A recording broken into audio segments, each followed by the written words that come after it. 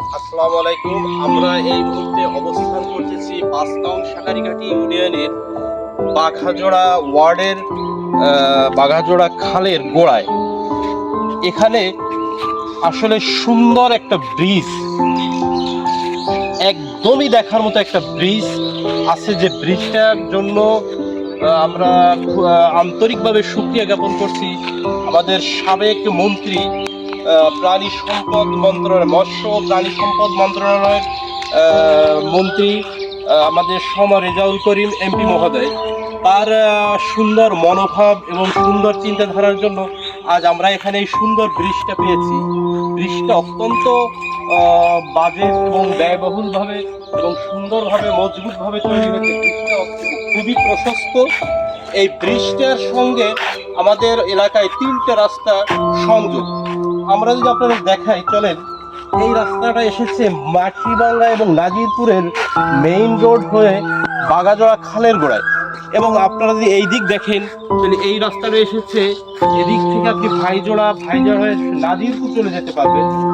এই হচ্ছে আমাদের ব্রিজের দক্ষিণ প্রান্ত, এবং আরেকটা প্রান্ত ওপার, যেটা হচ্ছে দক্ষিণ দিক থেকে এই রোডটা চলে গেছে আপনার বইবুনিয়া, মালিকখালী এবং মাটি পুনরায় আবার মাটিভাঙ্গা কলেজ মোড়ে যোগ হয়েছে।